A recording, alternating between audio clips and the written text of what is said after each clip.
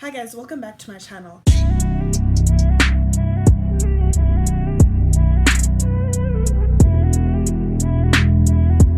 In my introduction video, which I think that you should watch before watching this video, it's titled Reintroduction, and it was put up on my channel about 3 weeks ago. So basically, in that video, I spoke briefly about something that I did a few years ago. The story that I wanted to tell was about the time that I went to go and live in Maun for about 2 months. So what happened was, I went to Botswana Accountancy College. I went to BAC, and what happens is that during winter we have a school vacation, our school closes, and some people go to work, some people stay home and hibernate. At the time, I don't even know where I got the idea, but I remember I thought to myself, okay, so I don't really know what I'm studying accounting and finance at the moment, but I know that that's not my passion, and I need to find what it is exactly that I am interested in. And I think I might be interested in hospitality, like being in the hospitality industry. Because what had happened was, let's rewind. What had happened was, before I even chose the accounting and finance, to study accounting and finance, is that I had spoken to my mother and I had told her that this is after Form 5, after results came out, when we were about to go and apply. I was like, not that first, the first option of what I wanted to study was psychology. I really like the human mind and the way people behave and how people's traumas and pasts can affect the way they behave and all of that. I was really interested in that sort of thing. So then I was like, okay, mom, I want to study psychology. And then I was like, but then maybe I don't want to study psychology, because I knew for a fact, me personally, this was just my thinking at the time, and still to this day, still to this day I think the same way. Like, I did not want to go to UB. For you to actually practice, and this is what I've heard, I'm not sure if it's true, that you have to actually get a PhD if you actually want to practice. And I'm not trying to be at school for that long, so I was like, nah. Other than the UB thing that I talked about, what I knew for a fact I didn't want to go to University of Botswana. So then I was like, okay, well, hospitality is another option. From 5, I worked at some restaurant, and it gave me a little bit of a feel, and I was like, you know what, I think I want to work in hospitality, and in future maybe I want to be an owner of a restaurant, or a manager of a hotel or a restaurant.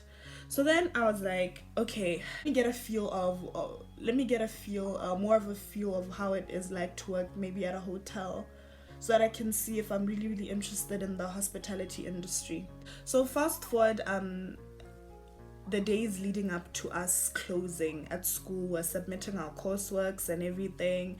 Why aren't you guys telling me? Why aren't you guys cringing and being like, Barbara, there's a towel or something around you while you undo your hair? I was at school, we were submitting our courseworks and everything, and I was like, okay, let me use this opportunity to also like research and apply at different hotels. So I was like, okay, researching different hotels in Maun, and I was like, okay, these are the hotels, and then writing down the contact information of these hotels as well. I wrote down the contact information, everything. And then I put together my CV and started sending it to the hotels that I had listed.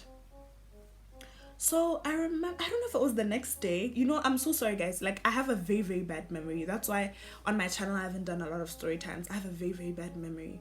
So I apologize if a lot of the times I say I don't know, but I can't remember how soon I got a response back from this one hotel, but I remember I got the response and I was so excited.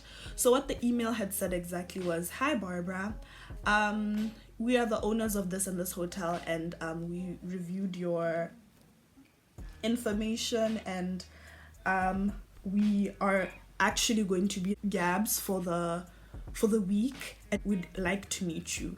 I was like, oh, okay, wow, this is amazing. And then I think that Friday we met, me and the owners of this said hotel. We met go Indaba Lodge ka go Revok. But I remember I sat there, we had a really good conversation. They told me about themselves, they told me about where they're from, about the hotel, about what I can expect. And I was like, oh, okay, this is lovely. I can definitely, and I will definitely love to join the team and just come and work there. Oh, I forgot to mention that I was working there for free.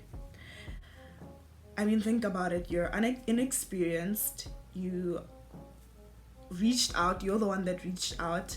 So they are not really obliged to pay you. Anyway, so what happened was the time came. I spoke to my mom. I told her, hey, guess what? I got a job opportunity. And fortunately, she did not mind that I was going to Maun, a whole Maun by myself, a 20-year-old.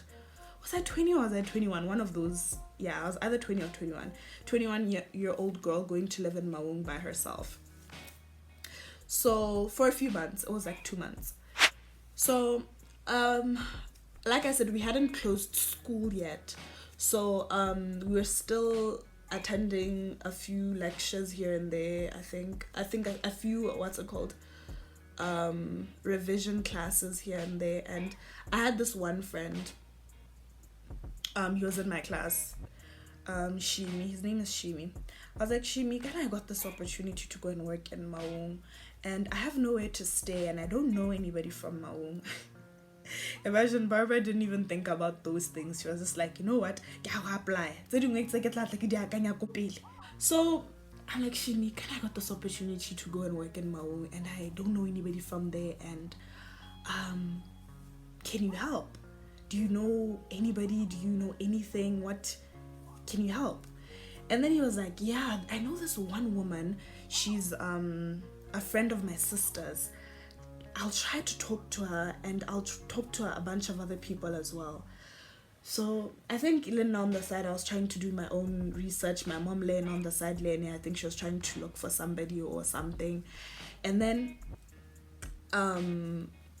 Shimi got back to me, and he was like, yeah, I talked to her and she said that she'll be willing to accommodate you. And I was like, oh my God, an angel. Can you imagine? An actual heaven-sent angel.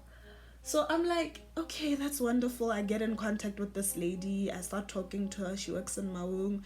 Her name was Miss Prue. I mean, I call her Miss Prue. To this day, I call her Miss Prue.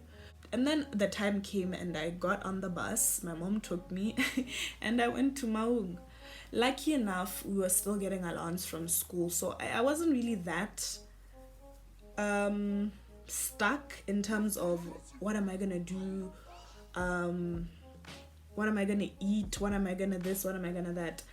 I had allowance ya school. And my mom had given me like a little bit of money, but not a lot, just a little bit. So I travel, I go to Maun, and the arrangement with these people was that when I get there, I'm going to stay at the hotel for like about a week. But in one of the free rooms for about a week before actually moving. It was just, yeah, it was the standard hotel room, but it was nice. I'm there, I'm enjoying it, I'm loving it, I'm living, I'm coming out of it every morning to report for my shift. And I worked as a waitress, by the way. I was a waitress, and as time went on, I also worked in the bar because the girl who worked in the bar also needed help. So I worked in the bar as well, which honestly is such a fast-paced environment, and I don't think I can ever work at a cash bar ever. I remember on the nights where I'd work at the cash bar, because kind of the way a cash bar works is that at the end of the night, that's depending on what the place that you work at, but at the end of the night o santse gore o reconcile. And what that means basically is that the money that you made has to match everything that came out of the bar. And balancing, making sure all of that balances. Sometimes what Madua is the girl that worked in the bar, who's my friend still to this day. What Duos used to say is that, hey, manake overile. So sometimes uteba overile kana mediating a dirile asa alokotla seha what she sold or something like that. And then you have to make sure that it balances, or else you are in trouble, or else you're going to remove the money out of your pocket. So that week ended up ending. That week was up of me staying in the hotel, and I managed to meet Miss Prue, and she showed me her place, and then I moved into her place with her. She had a free room and a mattress. It was okay. It wasn't that deep. Before I left for Maun, we had spoken, and we hadn't really agreed what I'd be covering or what I wouldn't be covering or anything like that. But when we met, we got to talking, and then she decided that she wasn't going to charge me rent for staying in her other room.